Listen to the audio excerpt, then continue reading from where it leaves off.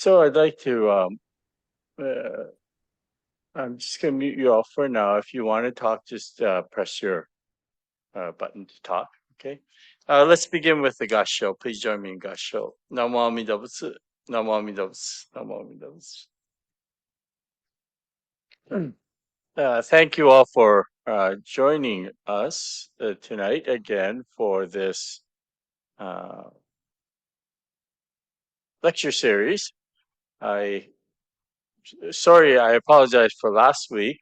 It has been busy and it continues to be quite busy. I just did a funeral this past Saturday for, I don't know if some of you may have heard of Suzanne Tabata. She's in charge of the Japanese Canadian Legacies grants that are going out. The BC government provided $100 million worth of funds for the Japanese Canadian internment survivors and legacies that go beyond that. And Suzanne Tabata is in charge of the whole thing. And her father passed away at the age of 98. So we just recently had his funeral service here. And we had our annual general meeting this past weekend. It was newsletter weekend, so many things going on at the same time. And but I did feel it was important to have this session this evening. So we're meeting here tonight. This is the third in this session, and we've been talking about, well, it's supposed to be about the Tannisho and the five tenets of Jodo Shinshu Buddhism. And the first two that we talked about was the primal vow or the other power of Amida Buddha. And then the second one was that the true cause for birth into the Pure Land is what we call Shinjin, or the entrusting heart. So continuing on with that, so if we see the birth in the Pure Land or attainment of enlightenment as the final sort of goal for us to achieve, then we also need to look at, uh, I guess, people want to have some benefits, immediate benefits as well, right? It's great to say, you're going to go, in the end, this is going to be a wonderful uh, rebirth when we pass on from this earth. Yet, not all of us are jumping up and down in joy, wanting to go to the Pure Land. And Shina explained this as such in his talks with Yu Yimbo in the Tannisho as well. And he says the reason why we don't jump up and down with joy and want to go to the Pure Land immediately is because our egocentric selves, our attachments to this world. But that being said, um, there has to be some kind of immediate benefits in order for people to even want to go to the Pure Land. And so, according to Shinan, this immediate benefit is what we call receiving the settled mind, or anjin, that and understanding that we are truly grasped, never to be abandoned. Okay. This is also known as entering the ranks of the assured in this life. In Japanese, you call this Gensho Shoujoju. Okay? While we're alive, we don't attain enlightenment, but we know that things will be okay, that when we go from this world, that things just don't disappear, that there is a place that we all return to, and uh, there is true peace. And when we receive that one thought moment of joy, as it's said in the larger sutra, when we hear and receive the primal vow, the vow of Amida to save all sentient beings, and when there's this within us, this feeling of great joy that swells up, at that instant, we receive the benefit of being in the rank of the truly assured. And, you know, there are many uh, examples of this. One that I mentioned before was the uh, one of the professor who was flying back from Okinawa to Tokyo after some event. And as he got on the airplane, there was a little lady sitting beside him. And instead of sitting like we normally do, she was sitting the Japanese style on her seat, you know, with your legs tucked underneath you, the Seiza style. And so she was sitting like that. And as they took off, he noticed that she was mumbling something. And as the flight continued on, it was quite a turbulent flight.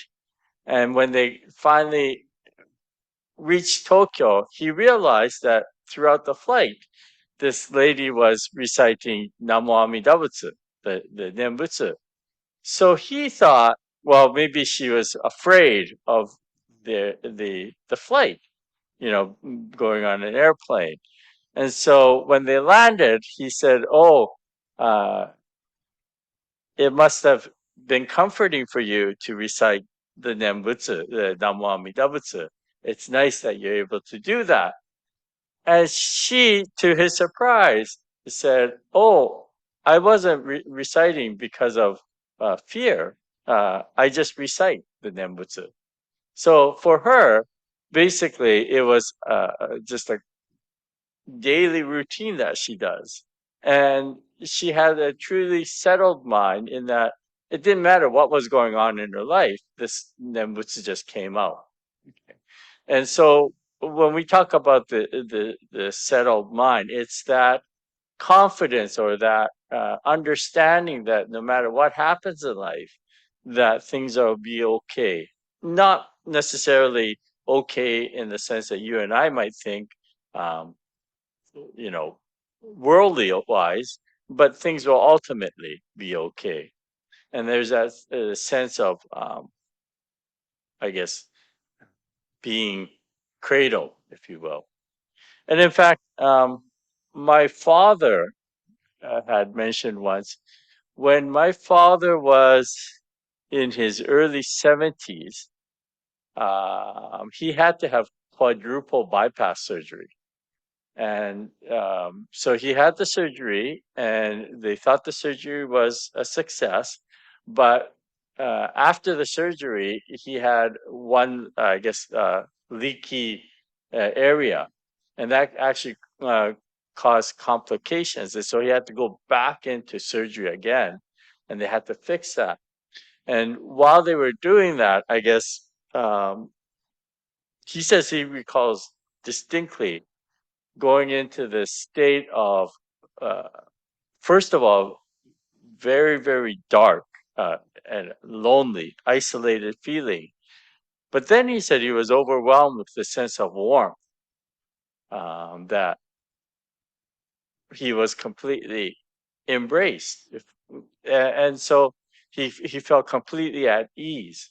And I don't want to say that, you know, this was uh, him. Well, he experienced something in that. And so this state of anjin or settled mind, it can be something that is beneficial in this present life. You know, it's very similar to kids. Um, we just saw Trisha's grandson just a little earlier, but the kids play without any fear or worries when they know their parents are around, you know. But the moment that their parents aren't around, then there's this sense of unsettled, fear, unknown, etc., that creeps up.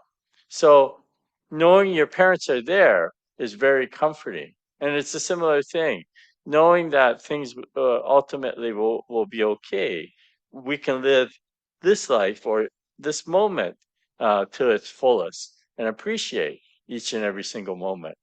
So that's what Shinan says is the immediate benefit of this. But the term itself, this ranks of the assured. Now, where does this term come from? And it actually comes from the Mahayana Buddhist teachings. And the Mahayana teachings state that there's actually 52 stages to enlightenment. Okay. And the very base of or beginning stages are the 10 stages of faith. Okay. So before anything, one has to have a belief in the teachings. And then after that, there's a sense of security. So once you have this faith, you sort of gain a sense of security from it. And then once you're secure in that understanding, then you follow through practice. You try to devote yourself towards that faith or that the teaching. And then there's 10 stages of devotion towards that.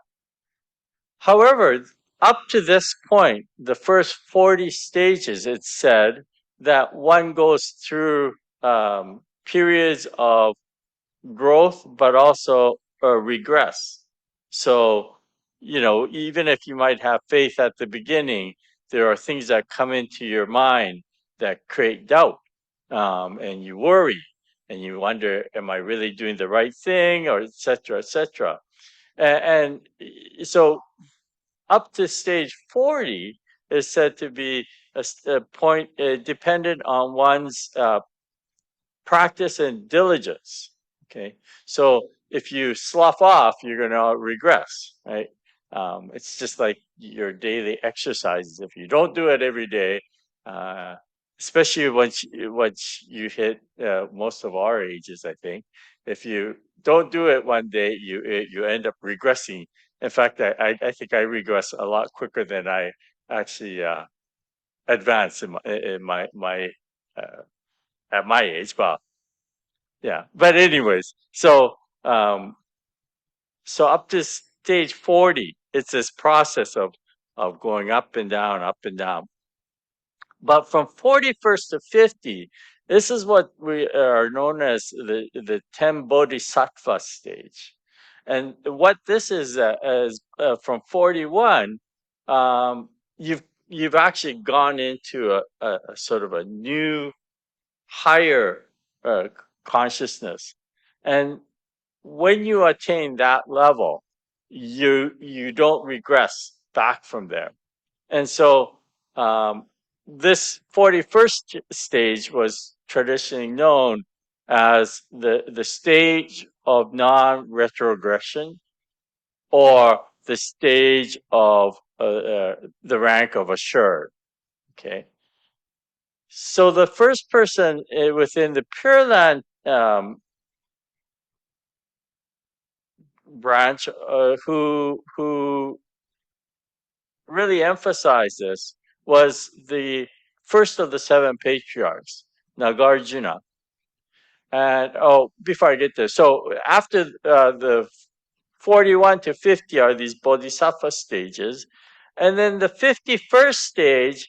The 51st stage actually is, they give it a special rank. It's still Bodhisattva stage, but it is, they say, it's a stage of near perfect enlightenment. Toshogaku in Japanese. I forgot to write that, the romanized. Toshogaku. The three characters, it says Toshogaku. But anyways, this rank is basically reserved for what we call Maitreya Bodhisattva, or Japanese Miroku Bosatsu. And Maitreya is said to be the coming Buddha. So in many sessions past, in some of the, I think, I can't remember which lecture series it was, I talked about the Buddhist understanding of time, and how the first 500 years after the Buddha passed away is known as the right Dharma age. And then the next 1,000 years is known as the semblance Dharma age. and then the next 10,000 years is known to be the last Dharma age. So we're supposed to be in this last Dharma age. And then after that, it's the extinction of the Dharma. So it said the Dharma actually disappears from this world. The teachings actually disappear from this world. But this is the Dharma according to Shakyamuni Buddha. Okay. Um, but at that point of extinction of that Dharma, the next Buddha then comes into this world. And that's this Maitreya or Miroku Bosatsu. Okay. And so the 51st rank of the 52 is reserved for this Maitreya, because Maitreya is going to be the next Buddha. Okay. And then, of course, the 52nd is perfect enlightenment, or Anuttara Samyak Sambodhai in Sanskrit, and Anuttara Samyak Sambodhai in Japanese. Interestingly enough, in the Amida Sutra that we chant quite often at our temples, often on the Shotsuki memorial services, there is a passage near the end of the Amida Sutra that talks about how Shakyamuni Buddha, uh, despite being in this world of what we call the world of five defilements, in this world of samsara, even in this world, the Shakyamuni Buddha attained this Anuttara Samyak Sambodha, which is the perfect enlightenment, and he encouraged the teachings of the Nembutsu. So it's said in the Amida Sutra that that Shakyamuni Buddha attained this perfect enlightenment while he was still in this world of samsara, and he then encouraged this Nembutsu teaching, and that's why it's such an important teaching. Okay, so anyways, according to Nagarjuna, what he said was, in order to get to this state of the assured, he said there are many different ways. And so in his piece called the Jujubi Basharon, or the commentaries on the 10 stages of the Garland Sutra, Nagarjuna, or Ryuju Bosatsu in Japanese, he's the first of the seven patriarchs, Pure Land patriarchs. He says this passage, he said, there are innumerable gates in Buddhism, just as there are difficult and easy paths in the world. To travel the path on land is agony, and to sail the path on water is pleasant. Thus are the ways of the bodhisattvas. Some practice arduously, and some avail themselves of the easy practice by means of faith, thereby immediately attaining the state of non-retrogression. Okay, so this is where Nagarjuna comes out to mention that there are two paths: a difficult path, and he equates that to traveling over land, versus getting on a boat and letting the boat carry you. And he says that's the easy path. And through this easy path, which is based on faith, he says, and this faith again. I should clarify this word. There are a lot of people in Jodo Shinshu that don't like using this word faith. Okay, because of its Judeo Christian connotations. However, I'm not one of them. I do think that to truly understand Shinran, there is a salvific component to his understanding, but it's not faith like faith in a higher power of God or something like that. It's more of an awakening to the reality, the truth of existence. Okay, so the faith here is that assured heart that we get, or understanding that we are actually part of a greater oneness, that we are not separated. It's not something apart from us. We are within its grasp. We are held within it, and it's like saying that we are within the universe, as opposed to looking at the universe as being out there in the skies. Okay, and so when we have that understanding, there's a calmness that comes about. So, but there is a definitely a belief system there in that you have to have that understanding. You have to acknowledge that truth, and that's an awakening that happens. Um, Reverend Ogui, who used to be the bishop of BCA, he would say that's the wowness moment of life, right? When you realize the interconnectedness of all of life. When we awaken to that, that's the entrusting mind.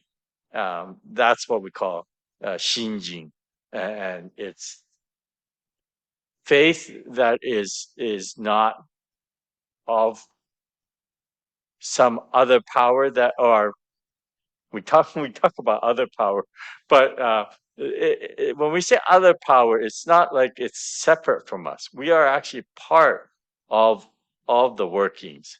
We are also a manifestation of the reality. It's like the waves on the water. We are like the waves. We're constantly changing, but at the same time, on the other hand, we are part of that greater water. So it's awakening to this realization. So, anyways, Nagarjuna does say that there is a path in which you can entrust yourselves to the work of naturalness, and when we entrust ourselves to that, that's called the easy path. He said, okay. Um, this would then later be taken by the third of the seven patriarchs, Tanwan or Donnan, and he said used this easy path versus the difficult path, and he coined the phrases other power of Amida Buddha versus the self power of relying on the self. Okay. And then this further was then refined by the next of the seven patriarchs, Doshaku, Tao Zhou, who said um, that he classified this as the Pure Land path versus the path of sages. So the easy path is the Pure Land path, which is the path of entrusting to Amida Buddha. And the path of the sages, the difficult path, are all the other paths which rely on one's own merits, efforts, etc., etc. But in this world, in the present world of the last Dharma, it's a very, very difficult path to follow, the second path. It's not to say that it's less genuine or there's anything wrong with it. It's just it's a very, very difficult path to follow in this life and in our present life. And so therefore this other power, the easy path, it was deemed to be the more expedient path, if you will. Okay.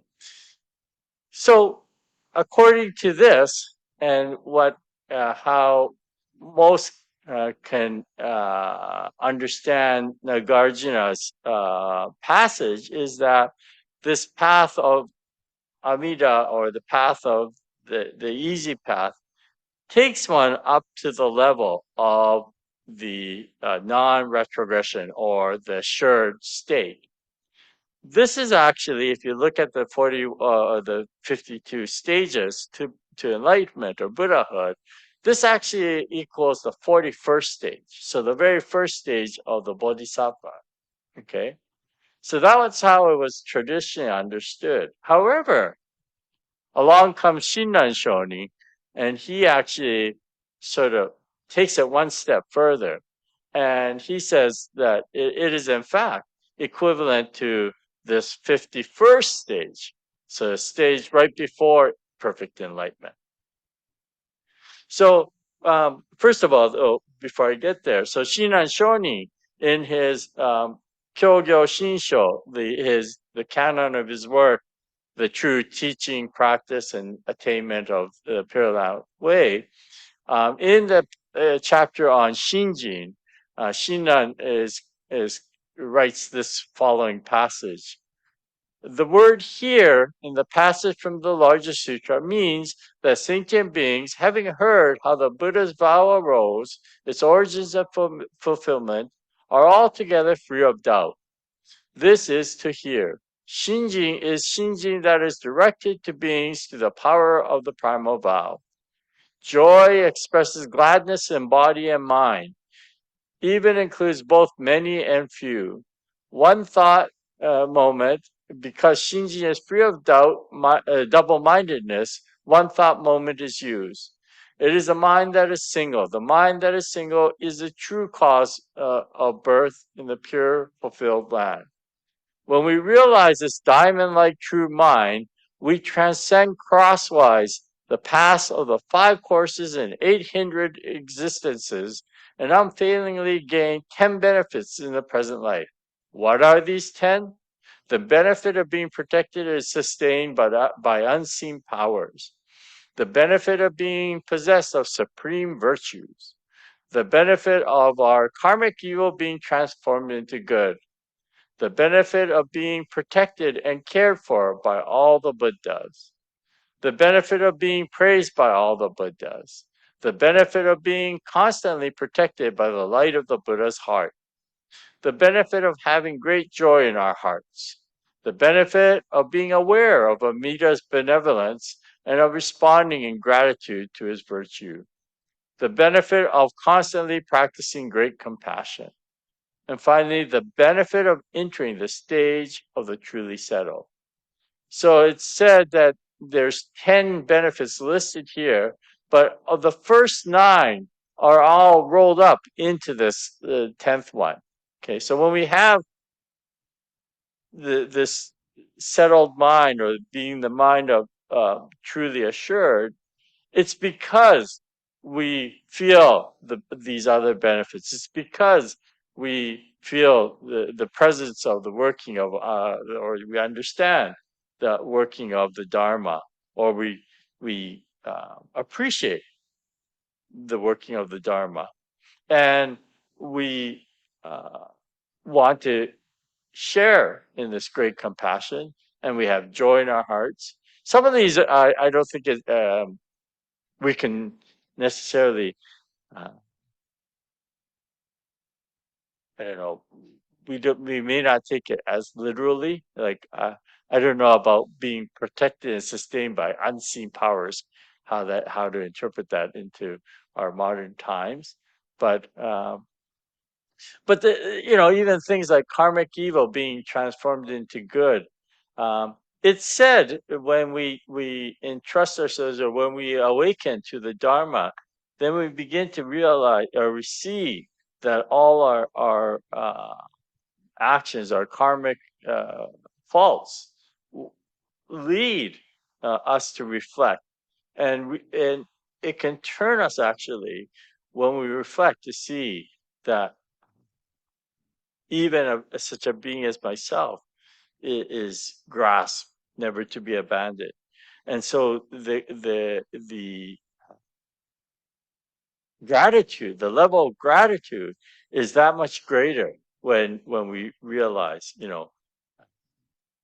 when a truly quote unquote evil person comes to a realization, their sense of gratitude is that much greater.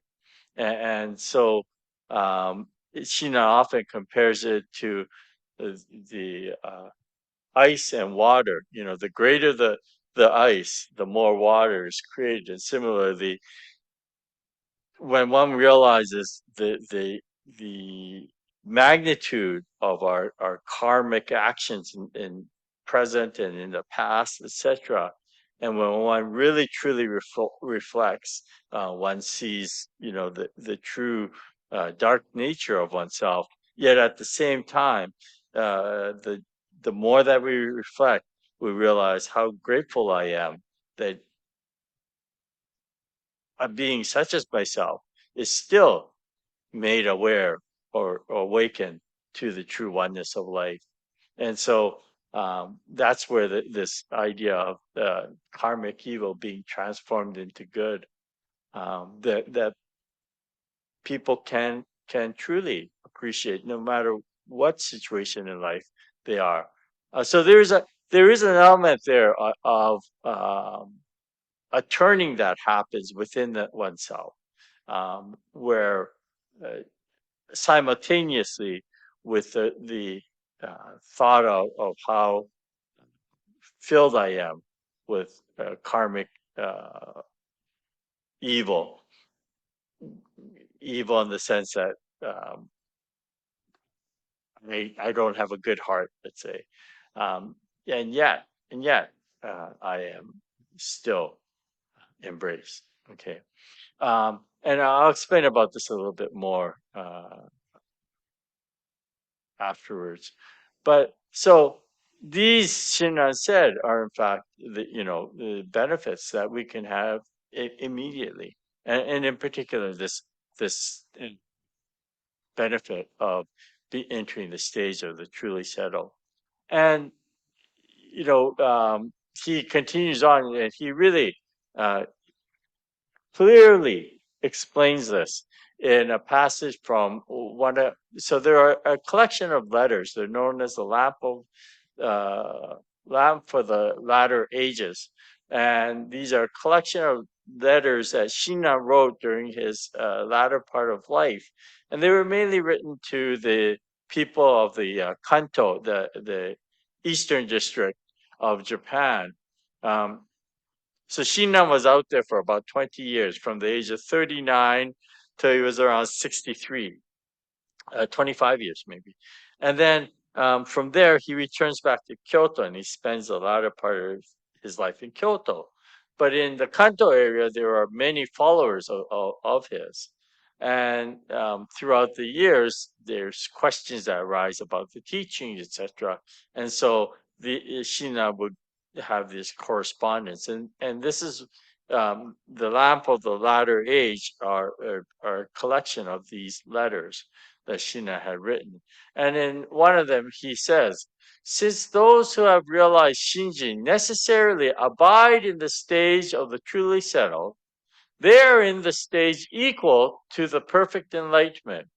In the larger Sutra of Immeasurable Life, those who have been grasped, never to be abandoned, are said to be in the stage of the truly settled. And in the Sutra of the Tathagata of Immeasurable Life, they are said to have attained the stage equal to perfect enlightenment. Although they differ, the terms truly settled and equal to enlightenment have the same meaning and indicate the same stage. Equal to the perfect enlightenment is the same stage as that of Maitreya, who is in the rank of succession to Buddhahood. Since persons of Shinjin will definitely attain the supreme enlightenment, they are said to be the same as Maitreya. Now, the larger sutra speaks of the stage next to enlightenment, like Maitreya. Since Maitreya is already close to Buddhahood, it is a custom in various schools to speak of him as Maitreya Buddha. Since those counted among the truly settled are the same stage as Maitreya, they are also said to be equal to the Tathagatas. Know that persons of true Shinjin can be called the equal Tathagatas because even though they themselves are always impure and creating karmic evil, their hearts and minds are already equal to Tathagatas. Since it is already established that Maitreya will attain the supreme enlightenment, we speak of the dawn of the three assemblies when he will preach as a Buddha. The person who lives the truth and reality of the Pure Land should understand this.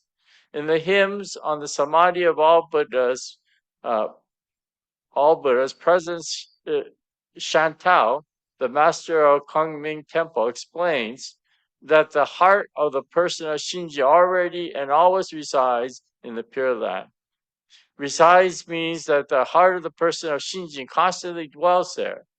This is to say that such a person is the same as Maitreya, since being of the stage equal to enlightenment is being the same as Maitreya. The person of Shinjin is equal to that of Tathagatas. So it's a little bit convoluted, but basically what China has said here clearly is that it's not the 41st stage, but it's the 51st stage. So a stage just before attaining Buddhahood. And that's the stage equated to Maitreya, and who is going to be the next Buddha. So this is one of the most important, or uh, yeah, I guess important aspects of Jodo Shinshu Buddhism, is that there's an assuredness that when we go from this world, we will attain perfect enlightenment. Okay, we go to that 52nd stage, the perfect enlightenment, um, which is the equivalent of Maitreya. So this is important for us because the other schools of Buddhism, there isn't that assurance per se. You could still be in one of the earlier stages when you pass on from this life, and then you have to come back in the next life to continue on with your whatever endeavors that you're doing, to continue climbing up those stages. However, with Jodo Shinshu, Shinan states that the moment we receive or we awaken to the working of Amida Buddha and entrust ourselves, at that instance, we're the same as uh, Maitreya Bodhisattva. So we have assuredness that in the next life that we attain perfect enlightenment. So again, um, Shinran had elevated this stage to the stage of Maitreya, okay, which was not something that was done traditionally before. So that's why for Shinran, he felt that this Shinjin, the awakening to the mind of Amida, was most important because it allowed us to have this settled mind here and now in this world. And that allows us to understand that we will ultimately attain perfect enlightenment. So this idea of the settled mind is comes out in various parts of the Tannisho, but the two that really sort of reverberates. One is the chapter 12 in the Tannisho, and chapter 12 in the Tannisho states, on the assertion that for practitioners who do not read the sutras and commentaries and engage in study, birth is not settled. Okay, so there was idea amongst the followers that one had to really study in order to truly get a good understanding of the Nembutsu teaching. So for those of you who didn't, who weren't diligent in their studies, their birth or their attainment of enlightenment was not settled. So this was something that was uh, being thought of among certain circles. This is after Shinran Shonin had passed away. So it's his disciple Yuyenbo who's seeing all this going on. And so Yuyenbo makes a commentary on that. And this is what Yuyenbo says. He says, this statement must be declared hardly worth mentioning. All the sacred writings that clarify the significance of the truth and reality of other powers state that one who entrusts oneself to the primal vow and says the Nembutsu attains Buddhahood. So this is talking about that assured state. Okay, it's got nothing to do with scholarly endeavors. It's the moment that we entrust ourselves to the other power of Amida, the working of the Dharma. Once we let go, then we are assured of attainment of Buddhahood. Apart from this, what learning is essential for birth? Indeed, the person confused about this should by all means engage in study and understand the significance of the primal vow. But nothing is more to be pitied than failure to understand the fundamental intent of the sacred teachings, even though one reads and studies the sutras and commentaries. So, Sinan or Yuenbo here is saying that yes, it's important to study, especially if you still don't understand or haven't awakened to the workings of of Amida.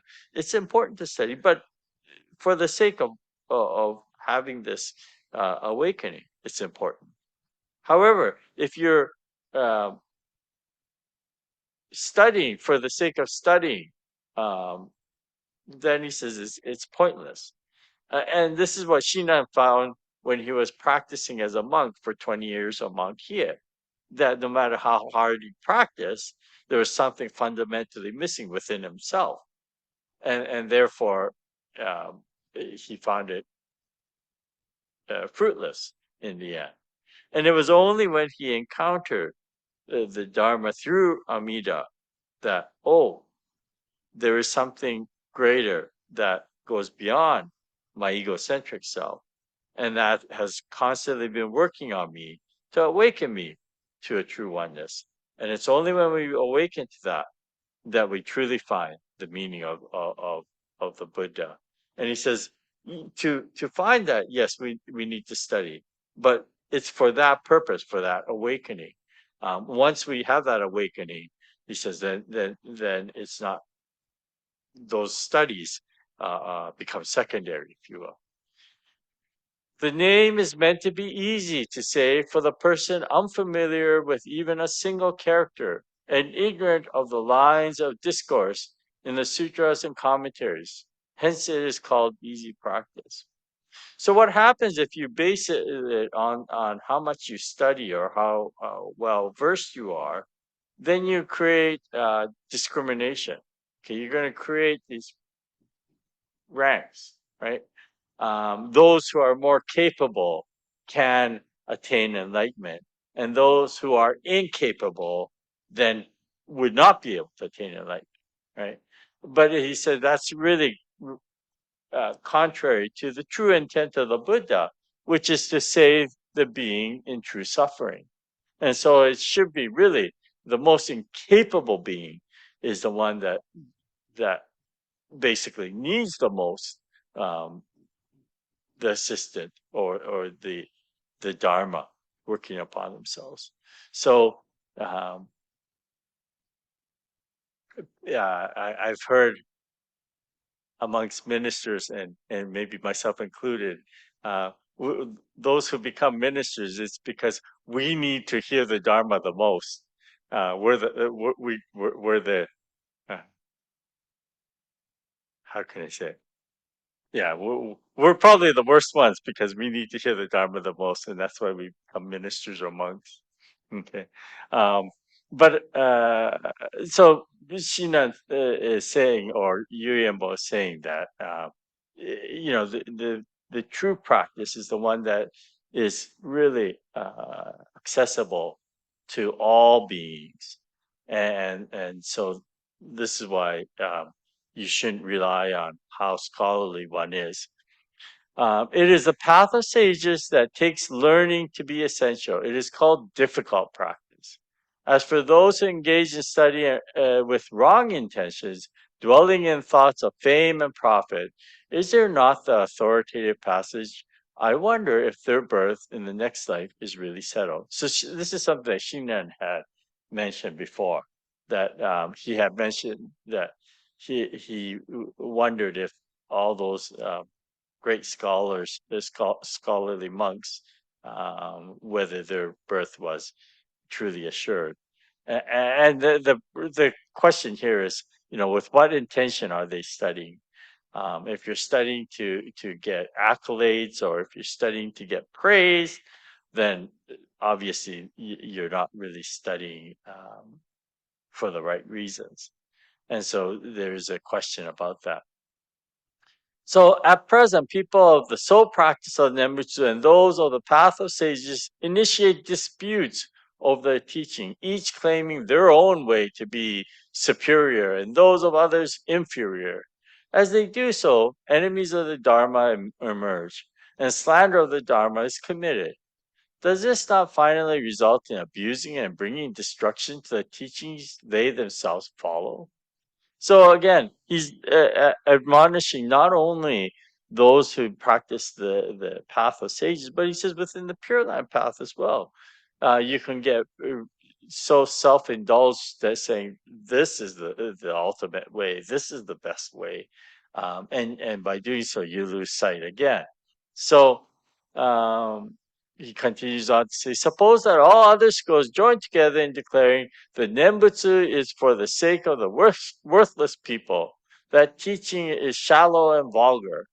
Even then, without the slightest argument, one should reply, when foolish beings of inferior capacity like ourselves, persons ignorant of even a single letter, entrust themselves to the vow, they are saved.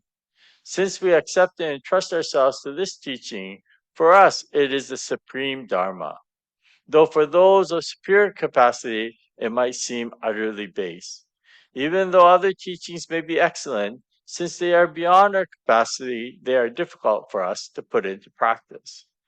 The fundamental intent of the Buddhas is nothing but freedom from birth and death for all, ourselves and others included.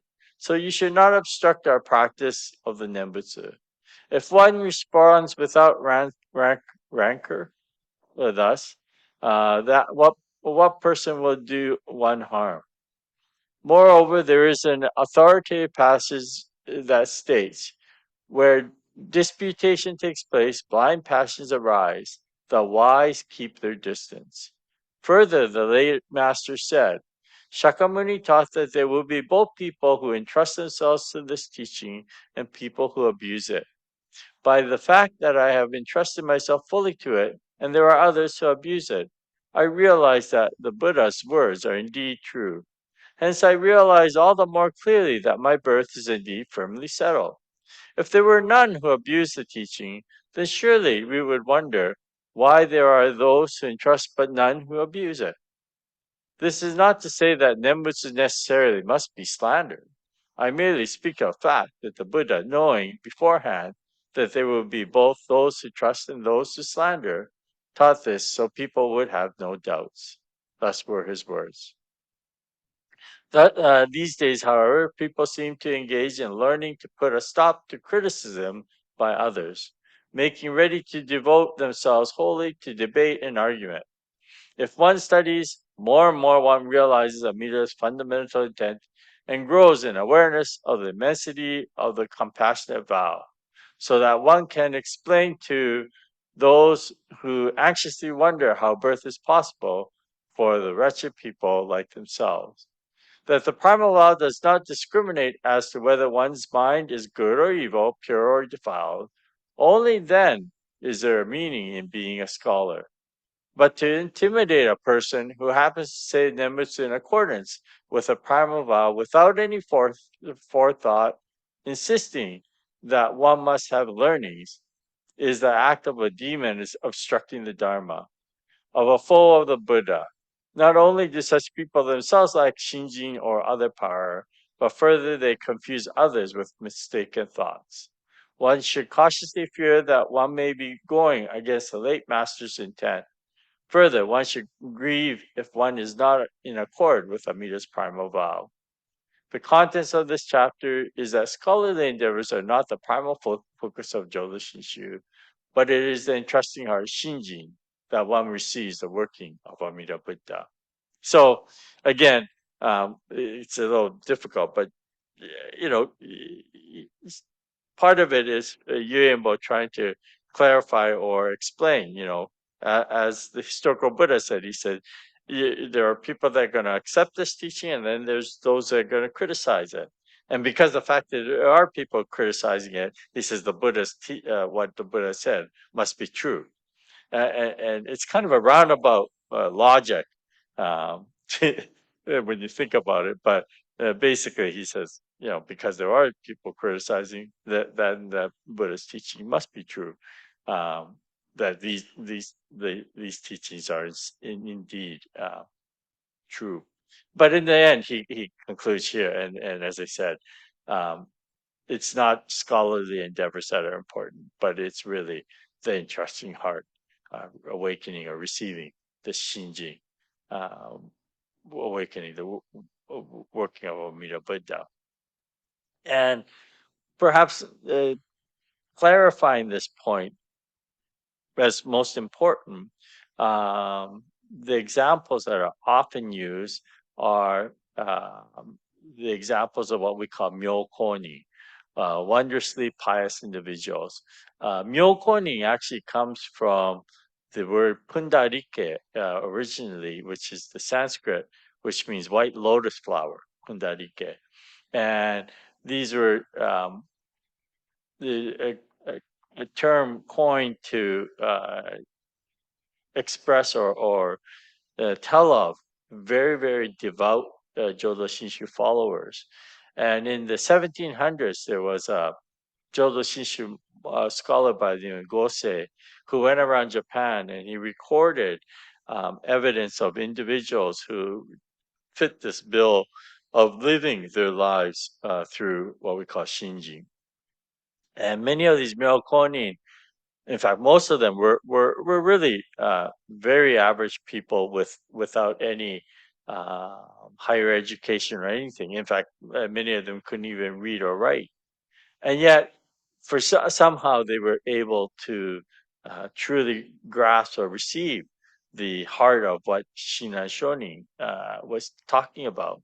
And there's one such individual. His name was Shoma from Sanuki. Sanuki is located in the island of Shikoku. So that's just south of Hiroshima. Okay, there's an island.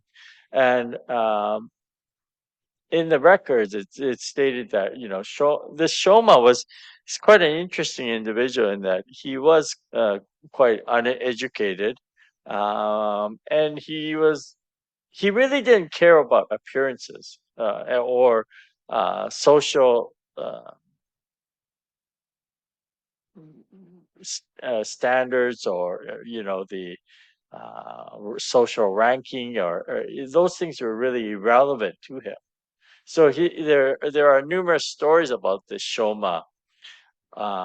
It said at one time, in fact, he and three others from the temple that he had been attending in Shikoku, they go to Kyoto, and the temple they visit is a temple called Koshoji, which is uh, it's right beside the Nishihonganji, actually, on the corner of Nishihonganji. It's one of the 10 schools of Jodo Shinshu Buddhism.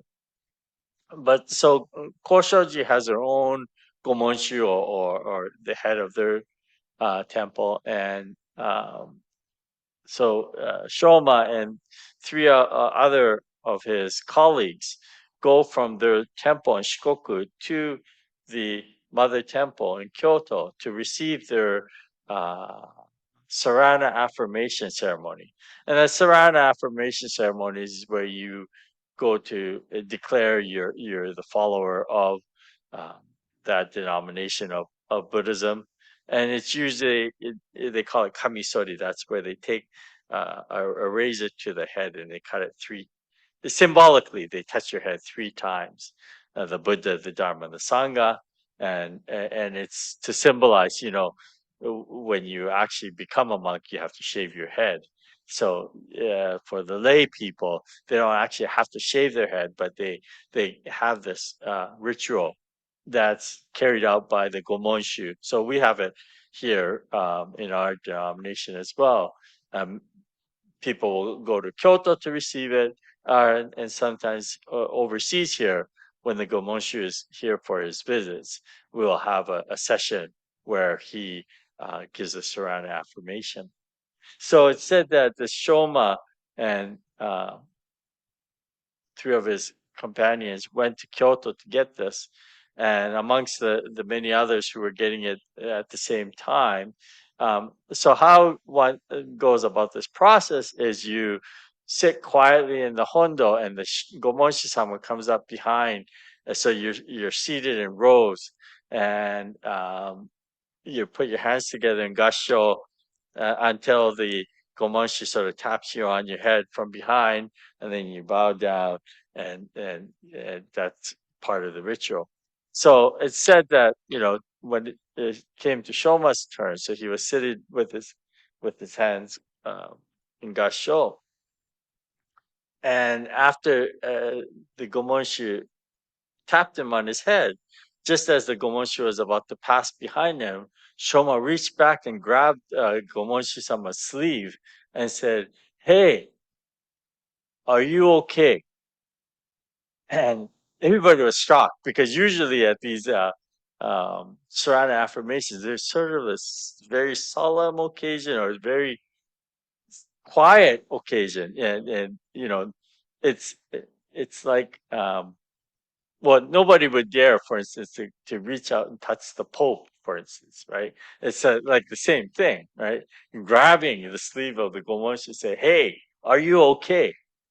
And so, uh, anyways, after the surrender affirmation was uh, completed, um, Shoma's companions, they were both angry with him, yet at the same time, they were perplexed, to say the least.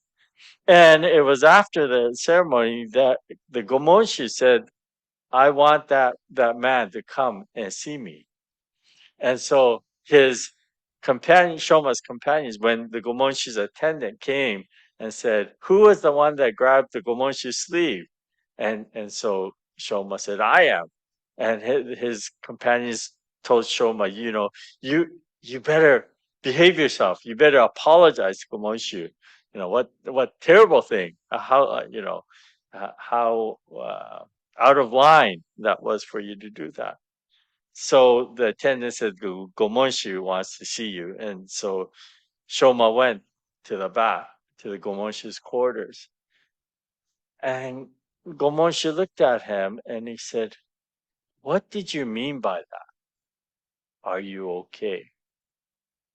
And Shoma, without batting an eye, said, "You know, I saw you with your beautiful red robes." And so, red in Japanese tradition uh, it was a color they used to ward off evil spirits. Okay, so the babies, they often dress them in red because they want to ensure their survival, and so um, that's why they call them akachan. The akachan is the red child. But basically, red is meant to be warding off evil spirits. So the Gomonshi had a red robe on, and the Shoma said, "Are you okay?" He said, "You have this beautiful red robe on, but are you really okay in the afterlife, going to the Pure Land?" And the Gomonshi was surprised to hear this. And he asked Shoma, he said, "Are you okay?" And Shoma said, "Don't ask me that. Ask Amida." And Gomonshi really truly understood the depth of Shoma's understanding. Shoma realized that it was completely for him. He realized that the attainment or entering the Pure Land was completely based on Amida, and he had no doubts about that, no issues about that. And so Gomonshi realized the depth of this. So, in fact, after that meeting, Gomonshi says, "Let's toast together." And so they drank together. And then Gomonshi wrote him a letter. And he said, "Whenever you're in Kyoto uh, and you come here to the Koshoji Temple, show the attendants this letter, and we can meet again, because it's unheard of for a commoner to just come and visit the Gomonshi. So Shoma had this letter, and he became friends with the Gomonshi apparently. But this Shoma, again, there are other stories, and another one that sort of outlines his understanding was. Um, he attended a memorial service at this wealthy merchant's place, and this merchant was actually uh, he didn't like Shoma that much. You might say he was jealous of him, or because Shoma was always looked disheveled, like he didn't care about his looks, and he was very upfront. Yeah, he spoke his mind very clearly, and so he didn't really follow the social etiquettes, if you will. And so this merchant was not a big fan of Shoma's, and so he figured, before the memorial service, that he's going to embarrass Shoma in front of everybody, and so he knew the fact that Shoma did not have an education. So after the service, when they were having refreshments, the merchant pulled out this very, very difficult Buddhist scholarly book, and he said to Shoma, "Shoma, with your wisdom, please read and comment on this passage or this book." And Shoma, without thinking twice, took that book and he opened it up and he started reading down. Apparently, he said, "Namo Amidabutsu, Namo Amidabutsu, Namo Amidabutsu, Namo Amidabutsu." So for him, it didn't matter what it said. It was all for him. Namo Amidabutsu. And so that's another story that's told. But again, th- these stories show an individual who was not educated but truly had a settled mind, and that's the true benefit in this world of having the settled mind. um, I'll go on next week with chapter 15, but we'll conclude here. We're past 8:30 now. And are there any questions or comments? Anybody want to say anything?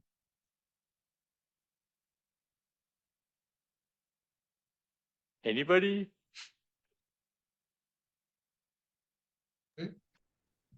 Sensei, Yes. uh, I like to ask a question. I don't know right or wrong. Okay. The Shinen Shonin, Mm-hmm. he's in Tendai for 20 some year, and he Yes. feel did not accomplish very much Mm, on what he liked. mm, And later on, he wrote so many, good, uh, like Shoshinge, those mm-hmm. there. And did he ever uh, make a comment of what stage of his enlightenment in that the 1 to 52 stage? Mm. Well, yes, he did. He called himself foolish, stubby-haired being. So for him, he probably would have seen himself as the worst, the worst one.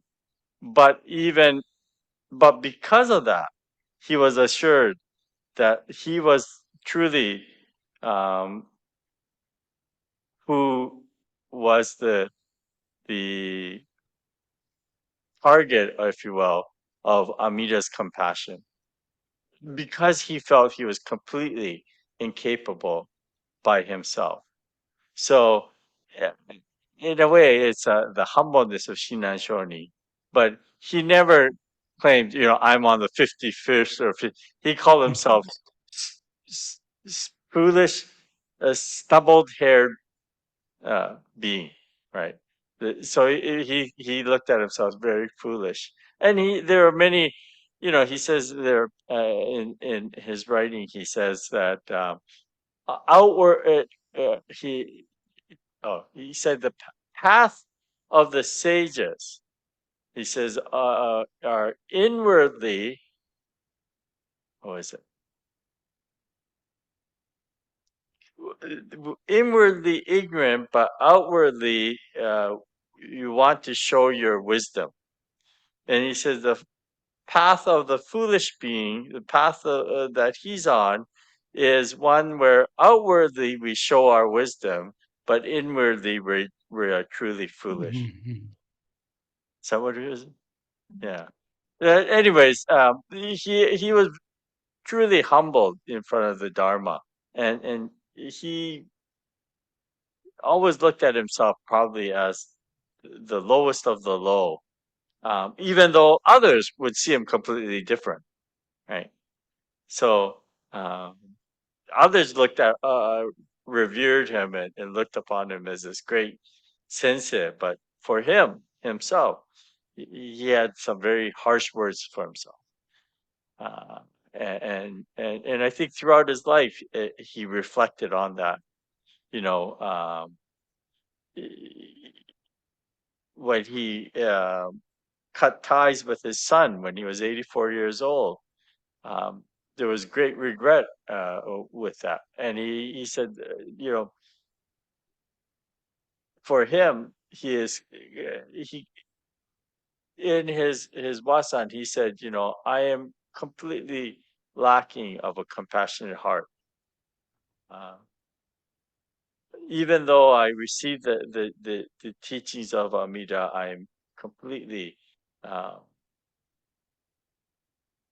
lacking of this sincere heart, compassionate heart, and um, uh, but yet at the same time, he was truly grateful to the passion of the compassion of the Buddha. Mhm. Yeah, and I Thank think you. if he had said, you know, I'm on the 50th or 51st stage, and therefore you should follow me, I don't think people would have followed him for this many centuries. Thank Any you. other? Yeah, thanks, Susan. Any other comments or questions? Trish, do you want to share anything, or you're okay? No, I was just thinking a lot, what you were talking about. I'm thinking just when my father was um dying from cancer, and how, through the whole thing, he always said, don't think of me, I'm ready, I'm at peace. And you know it was more he was more concerned about, looking after our mom and things like that, and how, it was always just, I guess, his way of just saying, "Don't worry about me." And yeah, it was.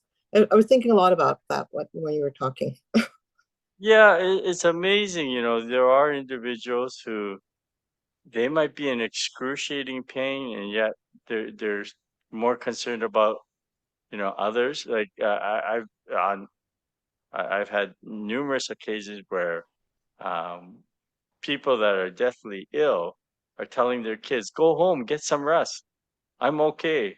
You know, and that seems contrary to what you would think, that, you know, if they're in the time of most need, and yet they're able to think of others. It's quite amazing. And you have to ask yourself, where does that come from? And I think a lot of that has to do with encountering, you know, the my paternal grandfather used to have a saying, is that the Dharma um, enters through our pores. So what he meant by that was it's like osmosis. So just by encountering it over and over again, it slowly sinks in to us. So um, you know, we listen and we listen, we listen, and we think, oh, I get it, and then we don't get it, and then but we continue to listen, and I think it does. In the long term, it's slowly but surely it does um, affect how we perceive things. Yeah, but thank you for sharing that. Mm. Anyone Thank else? you.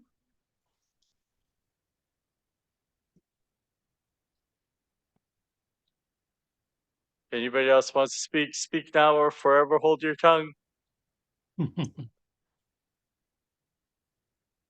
Okay, then we'll see you next week then. Okay, Okay, thank you and good night. thank Thank you. you. Thank you.